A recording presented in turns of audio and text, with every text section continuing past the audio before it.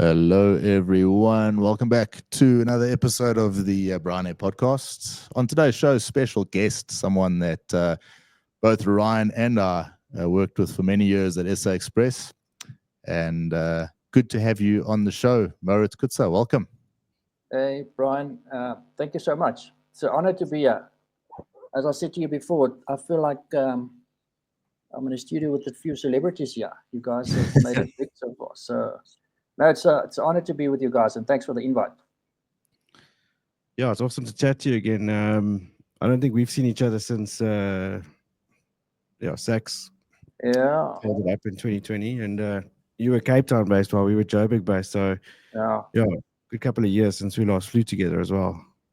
yeah. But I found that every time I see some of the sax guys, uh, even I, even though I didn't join the same base as them, whenever we see each other, there's a special bond between the ex-sax crew. Sometimes I land in Cape Town and I see some of the engineers there.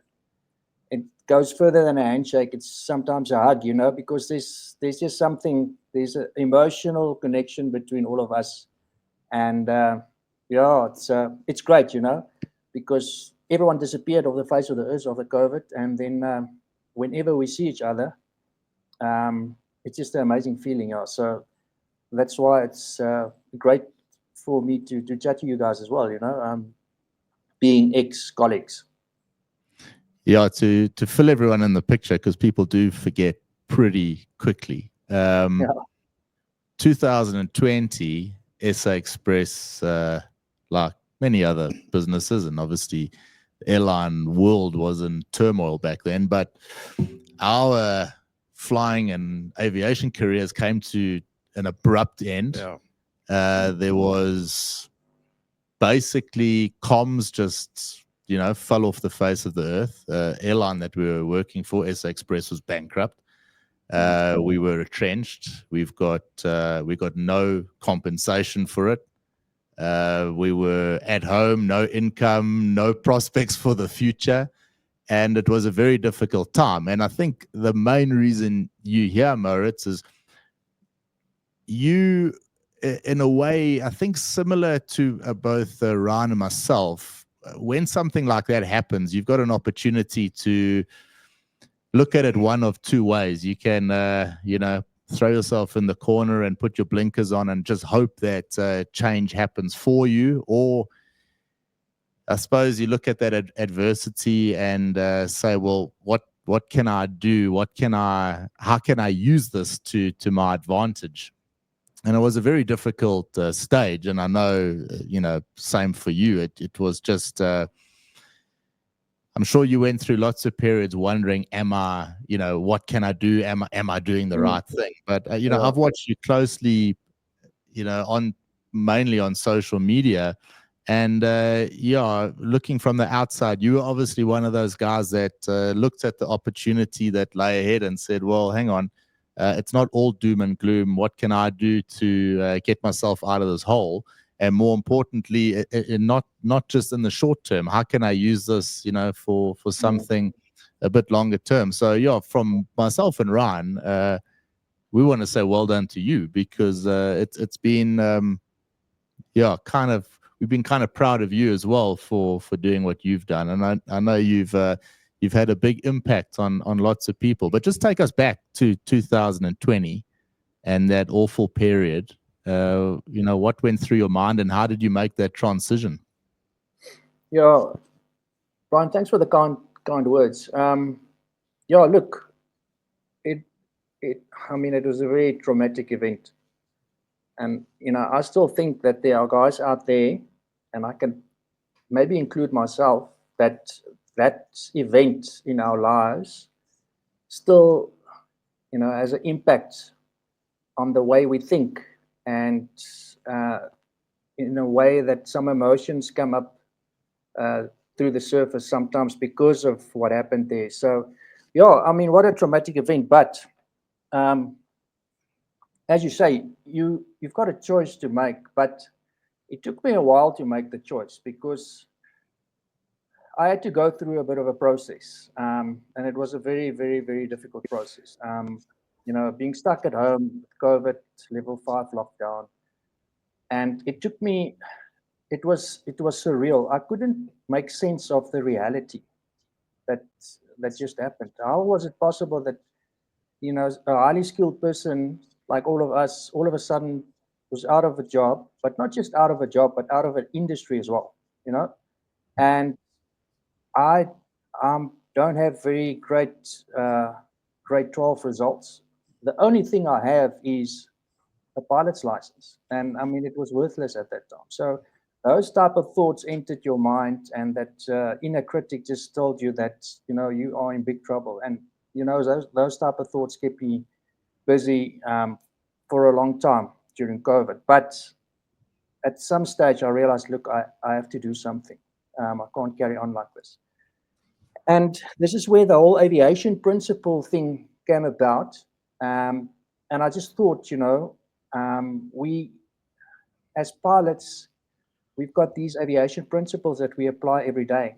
Now, we talk about aviation principles, but it's nothing new to the workplace as well in areas non-aviation related. These principles have been in existence ever since in the workplace. But I think the difference is, and that's what I realized, the fact that there's a big safety issue that plays a big role in aviation. And that's why, as airline pilots and specifically captains, we need to apply these principles effectively every single day when we work, when we do our job. Because if we don't apply it effectively, there's a chance that something can go wrong. And if something goes wrong in aviation, there's lives at stake, which is not the case in other sectors of the economy, but the principles remain the same. And I just thought, maybe I can help other industries enhance these principles, like leadership and communication and decision-making and situational awareness. These are all principles that need to be applied in any business, crew resource management, risk management, threat and error management.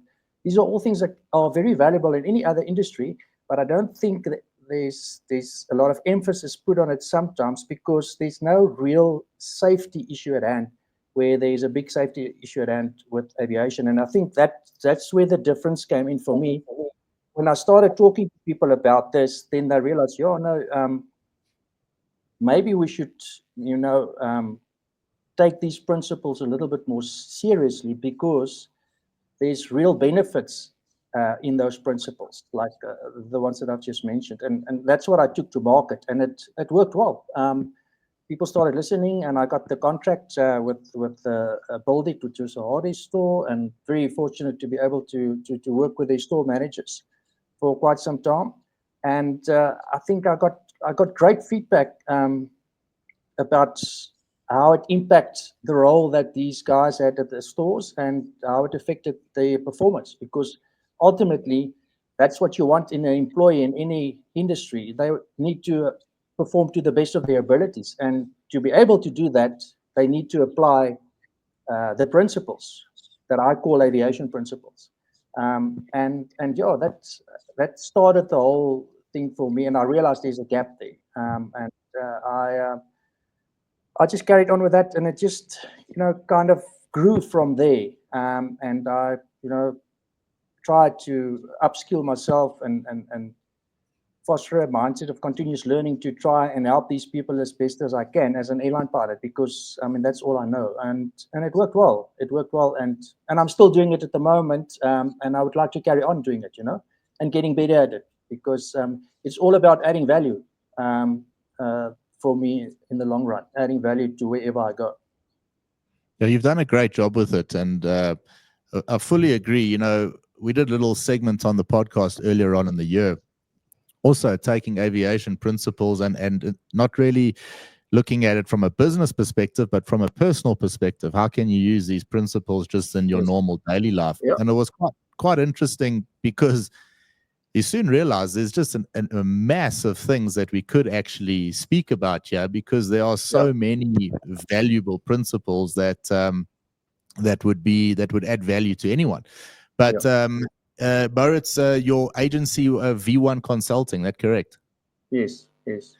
And yeah, as you say, using aviation principles to help business, help the corporate world. Are you surprised that you mentioned safety, and safety is such a big part of aviation? It's the biggest thing that we throw all our energy at. But are you surprised that the principles that we use every day, day in, day out, we don't really even think about it, aren't more mainstream in the corporate environment today?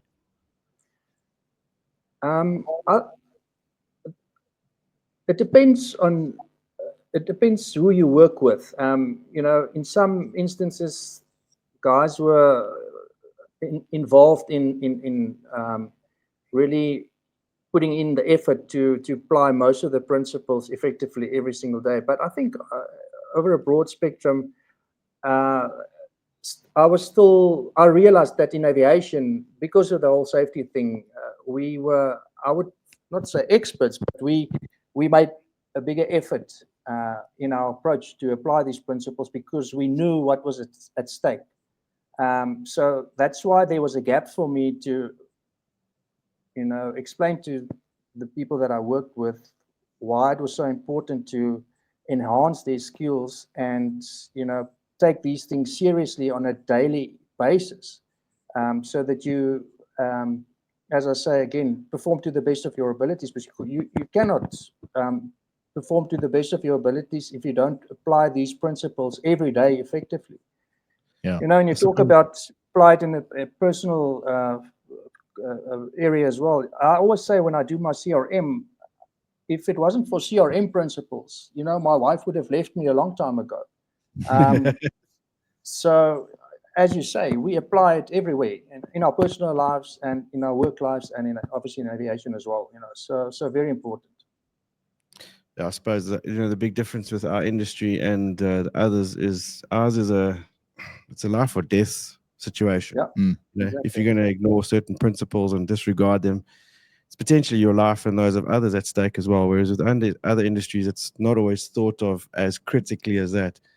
And I suppose that's where a good understanding, and that's probably why it's appreciated by other industries as well. It makes them realize that there are consequences to not following certain principles or behavioral matters or taking those sort of things into consideration. Yeah, exactly. Quite cool to be able to do that. I think as well with aviation, it's so ingrained in us from the start that we don't really even speak about it. Sure, we do CRM and those type of courses, but we, it's just ingrained, and you make sure that you follow those principles every day, whether you're thinking about it or not. But Mauritz, a part that I found interesting, because it was something that affected myself and Ryan a lot, when you went into this new direction, we're talking now, a couple of years ago, but you've got to sort of broadcast to the world, hey, this is what I'm doing now. And it's not that easy for an airline pilot to make that shift, because being an airline pilot, it's pretty straightforward. You at a dinner party, someone asks, what do you do? And you can say you're an airline pilot. Doesn't require much further conversation for people to be quite interested in your job and what it's all about. Now suddenly you're thrown into a very different world to what it was 10, 15 years ago. We've got the social media. We've got all these platforms out there where you have to have some form of presence. And you've had a very positive presence. And one of the reasons why I think you've been successful is because when you've posted stuff on social media, it is very evident to see that you're doing it from I'd say a place of gratitude, first of all. And it's always what it looks like, a very, very honest post. This is how I'm feeling right now, and this is my thoughts around it. And I think from an outsider's perspective, if someone said what's been a big ingredient of Mauritz's success, it would be that honesty and that gratitude that you've shown in your social media posts. Both Ryan and I have done our best to get that same presence on social media. And obviously the podcast helps because you can take a podcast and break it up into many pieces and post that on social media. But all of us, and I think every single person in the world, gets that that same old feeling when you that imposter syndrome feeling posting on social media. Can you take us back there and talk us through what it was like going into this using social media to promote your personal brand? Well, let me put it to you this way, Brian. It's about stepping out of your comfort zone. I had a very nice, cushy job in Cape Town, and I often said to the guys that I had the best airline job in the world, being based in Cape Town, flying between 50 and 60 hours a month, no night stops, and earning a relatively competitive income. I mean, that was, I was living the dream, but that's also your comfort zone. I sort of reached a ceiling in terms of my career, aviation career. And I'm telling you now, I'm quite sure that if it wasn't for COVID, I would have still been that same airline pilot flying for S Express if they was still in existence. So something pushed me out of my comfort zone into an area where I had to, start believing in my potential other than being an airline pilot. And how did it start? Well, look, I'm not here to preach the gospel, but I'm a religious person and I'm faithful. I believe in my faith. And that was the key thing that got me out of this emotional hole that I fell into. And once I made that connection with my faith, 3 things happened. The first thing was I realized that I'm not alone in this journey anymore. I've got someone that's going to fight this journey with me, not for me.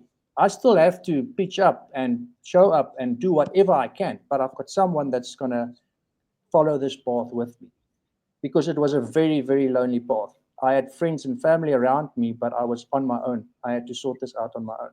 The third thing that happened was I realized that this happened for me and not to me. There was a reason that this happened to me, because it had to happen. It was meant to be, and I realized that as well. And then the third thing that happened was, and you talk about the gratitude, my eyes suddenly went open and I saw all the things that I had to be grateful for, regardless of my situation. I had a loving family. I had a wife that was working. I had a roof over my head. We had food to eat, and I had a pension fund and a provident fund. It wasn't ideal, but there was funds available there to keep us going until I found something else to do. So these were all things that I could still be grateful for, even in the situation that I was in. And that provided inner peace. And I still say inner peace provides clarity, and clarity attracts opportunity. And I honestly believe that, and that is what I experienced. You cannot think clearly and see opportunities if you do not have inner peace within yourself, if you are not in a happy place. Now, you can't be in a happy place all the time, but you need to know where to go to somehow find inner peace. And I'm not saying it's always religion. To people that's not religious, you need to find something that can give you some sort of inner peace. Meditation, exercising, reading, reflecting, whatever it is. You need to find a place that you can go to where you can find inner peace, because that will give you clarity, and clarity provides opportunity, and opportunity finds you when you start thinking clearly. And this is what happened to me, and that gave me the energy to step out of my comfort zone. What is a comfort zone? It's a place where all your basic needs are met. Why would you abandon it? You need to abandon it because life is so much more than basic needs. And that's what I realized. And then, this moment I stepped out of that comfort zone, I realized that, okay, I need to take action now. And it's an unfamiliar place. It's unpredictable, but you have to carry on and you have to persevere and you have to take action steps every single day. And that's what I learned, and that's what I try and teach other people as well. Abraham Maslow says, why is it that we are all born with limitless potential, yet so few people fulfill those possibilities?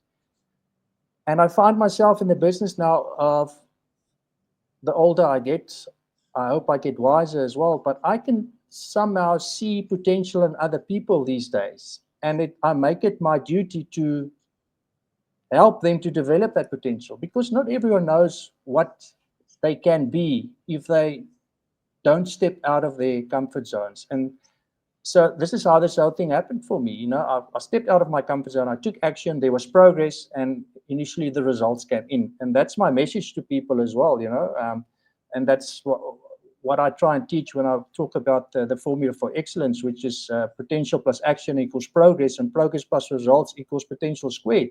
If you follow the system, the moment you see results coming in because of you stepping out of your comfort zone and taking action, you start increasing your self-confidence. And when that self-confidence increases, you start increasing your belief in your potential. And that is where the potential squared comes from. And then you start taking more action, and the process just keeps on going on. So that's how it happened to me, Brian. And I think I've been lucky. I've been lucky to be able to continue with this. And then obviously, I tried to continue with this, but as you know, we had a relatively good income at SA Express, and starting a new business, as I think you guys know, it takes a long time to earn proper revenue. And I mean, I couldn't maintain, the V1 consulting part. I had to reignite my passion for aviation again, because I was upset with aviation. I had to. That was an emotional thing that I had to get through as well. But I did it, and as I said, it was meant to be for me to be in Zambia now, because I've got things to do there other than flying aeroplanes. And what an honor and privilege for me to be able to work at Proflight Zambia now. I mean, the opportunities for me there is limitless, So I'm talking a lot. I hope it makes sense, but that's basically the journey up to now, and I'm really looking forward to what lies ahead, for me in Zambia. It's a really powerful message that you got going there, Mauritz. I mean, it resonates with us like 100%. I mean, all too well that feeling of being in that cushy position that we were in prior to COVID with sex. It was like you say, if that hadn't happened, we would probably still be there riding the government blanket. But that had to happen and push some of us into a different direction. And in a lot of ways, I'm also extremely grateful that things have turned out the way they have, because it gives you the gears to push your own limits. And it's really, really cool. The message that you're putting out there and the motivation that you're pushing forward, it's pretty awesome, Mauritz. Thanks, Ron. I 100% agree. And I was lucky in lots of ways. I was a first officer at SA Express for many years. We flew together a couple of times. Actually went to sim together a few times as well. And what happened with me was, when you're a first officer, you're sort of striving to become a captain. So in your mind, you have this, however absurd it is, but you have this sort of picture, I'll be a captain soon, and then everything will be fine. And then I've sort of taken that next step, and then I'm A for away. And what happened with me, I got my command pretty close, to when we closed. I can't remember, 4 months or so before. Yeah. And I remember flying a flight in the left seat, and this distinct it was, and Ryan can vouch for me on this because I've told him this story many times, but I was flying the CRJ and this like wave came over me where I realized like, oh shit, nothing has changed. Like it was the problems that I had before were still there, and it was very obvious that you know, your issues in life, no matter how big or small, weren't going to be solved because you know, your position changed a little bit. And then of course, when the whole thing happened in February, it was easier, I think, for me than others to sort of make the decision, you know what, I need to use this as an opportunity, or at least see it as an opportunity to pivot into something else. But then even when you do that, you're wondering, am I doing the right thing? Yes.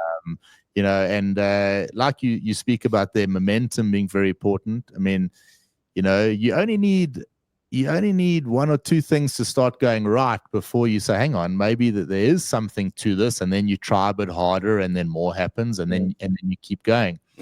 What would you say to guys that say like myself and Ryan now, it doesn't take you long before you actually get back into that comfort zone. You got out of it at one point, but then it's very easy to settle back into your comfort zone again. Is this like a sort of ever evolving thing, this growth mindset that you just have to keep permanently? Otherwise you're in danger of, you know, going straight back to where you were, maybe in a slightly different part of the world, or, you know, different company, but very easy to slip back into those old habits, those old ways, unless you're conscious about about this growth mindset that you speak about. You know, you talk about progress. I think of that whole formula. I think progress is probably the most powerful part of the whole thing, because that the moment there's progress, it means that you've been consistent in the action steps required to get you closer to your goal, and you are filled with that emotion of anticipation, of seeing you getting closer to what it is that you want to achieve. So progress is vital, and it gives you, you know, it fuels your fire. There won't be progress if you fall back into your comfort zone again. So it's a continuous process, and it's not easy.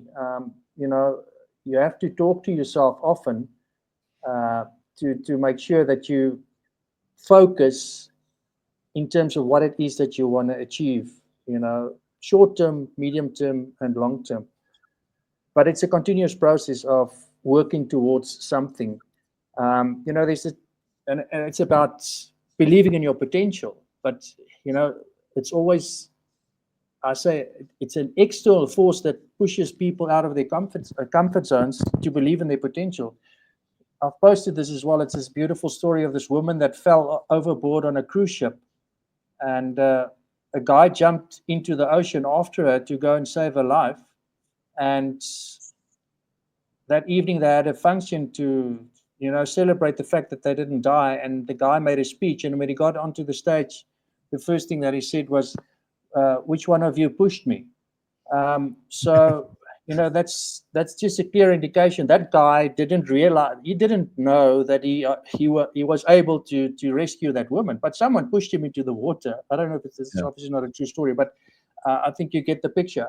But why do we have to wait for an external force? It's usually, you know, sickness, a health issue, or a death in the family that causes people to start doing amazing things. And I just think we should try and push ourselves out of our comfort zones to realize our true potential, because, as I said before, our potential is limitless. We don't realize it until we get forced to move in a certain direction. And I think that's happened to me. And I would just like to, you know, continue with what I'm doing. And I mean, talking about progress, the fact that I'm sitting here with you guys just means that there has been progress for me. I mean, it's been a couple of years that I've been doing this, and all of a sudden, you know, you guys invite me onto a podcast. I mean, that's progress, you know. So yeah, be careful of falling into a trap of a comfort zone and thinking this is what it is now for you.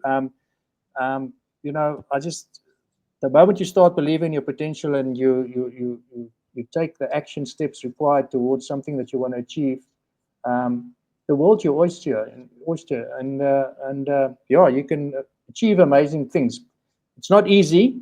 It's definitely not easy, and it takes, as you say, a growth mindset, and it takes perseverance and discipline and all those things and commitment. But that's what life's about, isn't it? We need to be the best version of ourselves that we can be. As someone said the other day, imagine what it would feel like when you come to the last day on earth and you meet the person that you could have been. And that's, that stuck with me. What if I get to my last day on earth and I meet the Mauritz that I could have been? I mean, it would be a terrible feeling if I see this guy that's highly successful and changing people's lives and adding value to people's lives, versus a Mauritz that just, sat in a comfort zone flying an airplane from A to B and didn't really do anything else with his life. So I think that's what life's about. Become the best version of yourself, and that takes effort and commitment and action. So that would be a message for me to get guys to avoid stepping back into your comfort zone or finding a new comfort zone somewhere else. It's about just continuously looking for something to improve on. Yeah, that little analogy of meeting your potential self on the last day on Earth is quite a way of driving the point home. It is. Because we all say, you got to live today for today, and do your best. And I quite like that. It really makes you think. Like, don't just sit around and wait for things to happen. Yeah, go and do it. Joe Rogan said something on a podcast that was the driving force behind me wanting to start this podcast, and it was simple. It was a tangible way to basically use what Mauritz has just said. He said, when you wake up in the morning, live your life as if there's a film crew following you around to track your success story. Just pretend that there's this film crew there the whole time, videoing you, seeing what you do, what makes this guy tick, and what's been the secret sauce to his success. And that sort of stuck with me, because I was like, yeah, you can do that. You can actually use that. But no, Mauritz, I think you speak about progress there. You've made a huge amount of progress, both in terms of, I think, you have an influence over probably more people than you give yourself a credit for, and I hope that the consulting, you do stick with that and carry on. Obviously, we're entering a new sort of era here in the corporate world, well, everything, but you've got AI, you've got all sorts of fancy tools and that we can use today. The coaching, the consulting, do you see that industry evolving, to accommodate these new technologies? Or do you think that the personal one-on-one touch is actually becoming even more important? One-on-one conversations are still the best, and for me, I still sort of get the most value out of it. But how do you see the coaching, the consulting world changing now? Yeah, Brian, I think it's a difficult one. AI is taking over a lot of things these days, and who knows where it's going to, well, it won't end. It's just going to continue talking about progress. To me, what we are doing here is first prize. I cannot see myself sitting talking to a robot, although it's possible. I can have the same conversation that we are having now with the robot, and I will be able to get amazing feedback from this robot, but the connection is not there. The feeling is not there. The emotion is not there, and that's what it's about for me. The tap on the shoulder when someone, does something well. A robot can't do that, So yeah, I'm not quite sure this whole AI innovative things that are going around. I mean, obviously there's a place for it, but some of it is scary to me. What it will do to aviation. I mean, there's so many talk about what it can and will do. I don't try and spend too much time there. I try and do what I can. I obviously use it as well because it's a great tool to use in many ways. But how it's going to change the landscape of aviation coaching, I'm not sure. But I'm not going to let that affect me in terms of what I want to do. I can use what I can use, but thinking about AI and maybe taking over what I want to do, I doubt if that's going to happen. But who knows? Who knows? No, I do think that there might be a bigger push for more people to even do what you're doing and getting some form of personal presence on social media, just to help your own brand before the wave of AI comes, because you're relatable. You can I'm sure after this conversation, some people are going to want to get in touch with you and say, hey, I like what you said there. Can we have more of that, please? But in order for people to know you have that sort of capability, you have to have some sort of presence online. And I think that's what scares me a lot, is there's a huge amount of people with potential out there, but we don't know about them. Yeah. Yes, You have to actually be out there to get well known. Yeah. Mauritz, what is the best place for companies, for individuals, whoever, to get in touch with you? Because your message is clear, and it's a very good, positive message. And I'm sure there are people and lots of aviators out there that might just want a conversation with you. Well, Brian, I'm obviously LinkedIn is I've never been on social media, so, before COVID. I'm not on Facebook. I only use LinkedIn. I think it's a brilliant platform. I like what I see there and the information that so I'm on LinkedIn. People can contact me there. I've got a website that needs a little bit of updating, which is in the process of happening. But yeah, I'm more than willing to put all my details out there, and people can contact me, at any time. I like the engagement and talking to people, and I get a lot from talking to people as well. It adds value to me as well when I start talking to people, and this whole pilot mental health thing, it's a relatively new thing that I've started thinking about, and I know there are issues out there, and I commend CAA for putting this whole protocol thing, the mood disorder protocol, out there. It's brilliant, but I still don't think guys are going to report it when they don't feel well, so there should be some other form of intervention where guys can maybe get help before they ground themselves, because I don't think they're going to report it. But that's another topic. But in terms of getting hold of me, or emailing me, WhatsApp, whatever the case may be, LinkedIn, I'm always happy to engage with people that wants to chat to me about anything, so yeah, any time. Yeah, I think it's worth it. Connect with Mauritz on LinkedIn. He's he posts some cool things, and yeah, you'll enjoy it. Just to go back, before we end the conversation, you are flying a CRJ, which you flew for many years at SA Express. Like you said, you're flying there in Zambia. There's a huge amount of opportunities there. You really seem to be enjoying your flying. You really seem to be enjoying it. What's changed on that side? I know you always did. You're always a nice guy to fly with, because you had you always were positive about things back then. It's always nice to share a flight deck with someone that's got that mindset, because nothing worse than spending a long day with someone that just moans all the time. But you really do seem to be enjoying your time there in Zambia. Yeah. Brian, I think it's one word, and it's people. The people that I'm working with there is just so amazing. And I put it down to leadership.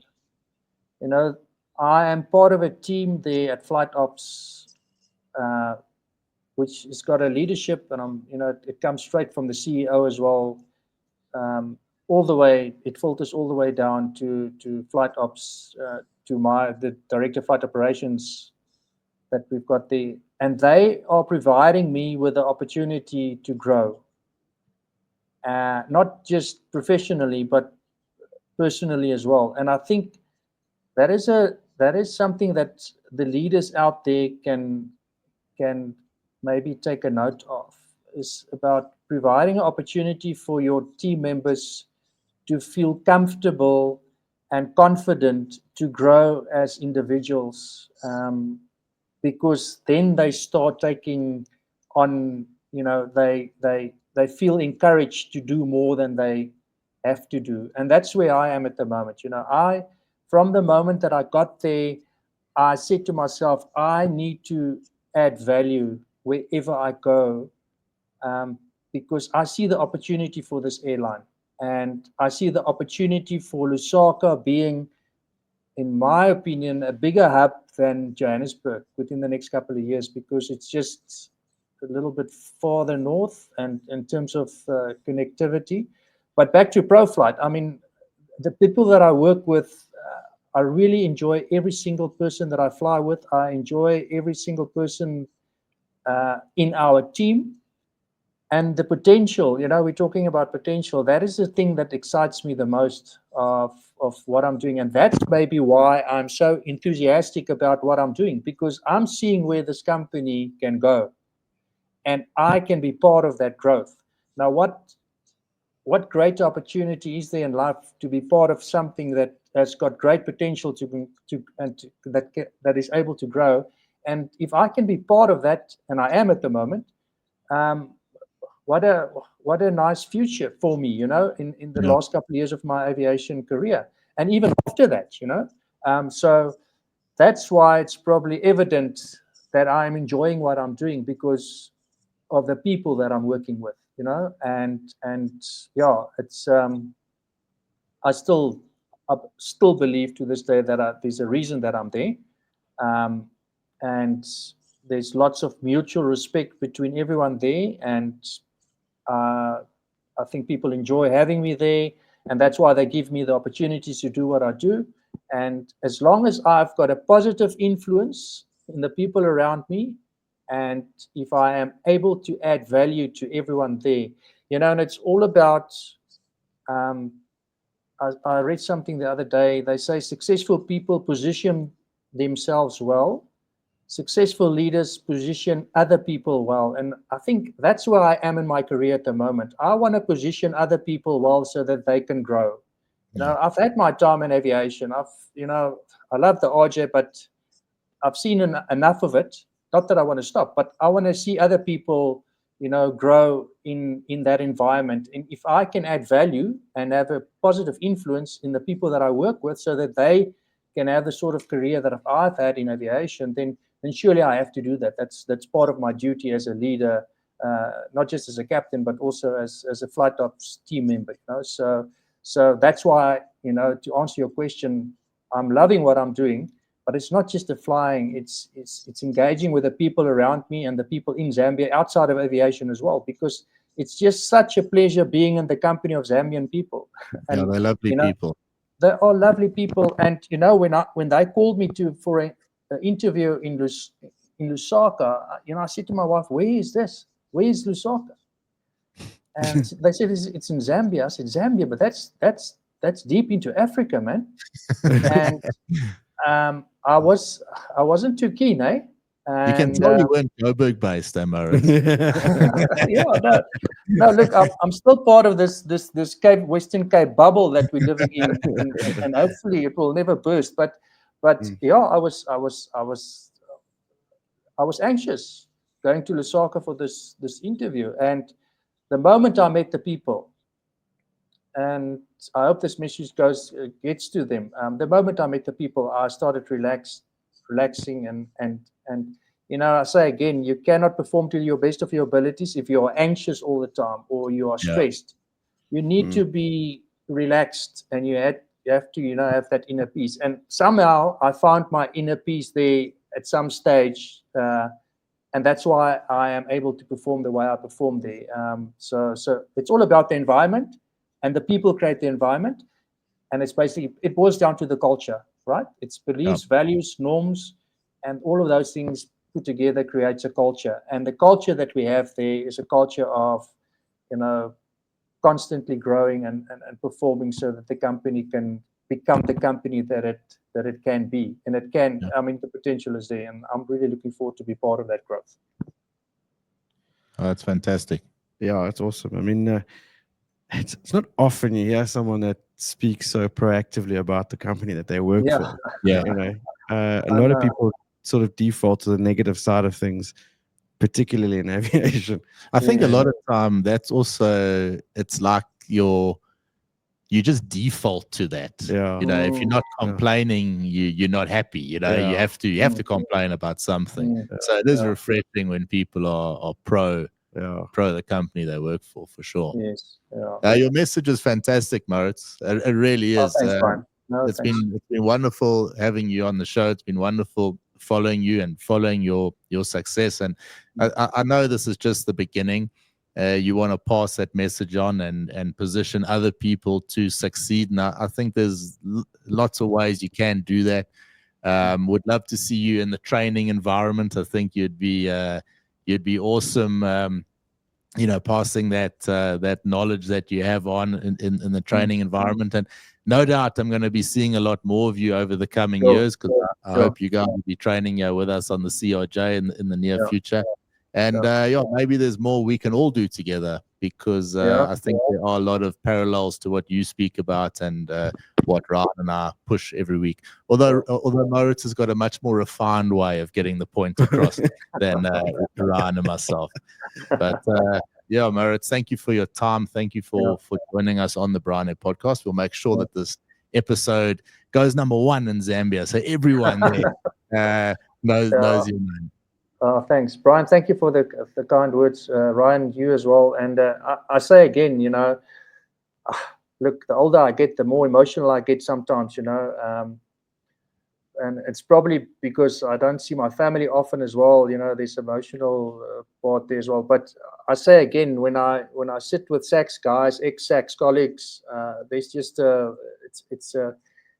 it's a heartfelt feeling when I engage with guys like you, and when I see guys in Cape Town sometimes. I just love it, and congratulations to you guys as well in terms of what you've achieved as well, Brian. I mean, you guys have done well. You say, I'm reaching people. I don't think you are also realizing how many lives you guys are affecting in a positive way. So well done to that, with that. And I wish you well. And I'll be monitoring the progress, obviously, because, you've made some brilliant progress as well. And I'm sure there's a vision for the two of you, because, I always say that there has to be a vision in terms of where you want to take this. And it can go wherever you want it to go. It all depends on your belief in your ability to make it go where you want to go. So I'll be watching you, and I wish you well, Brian and Ryan.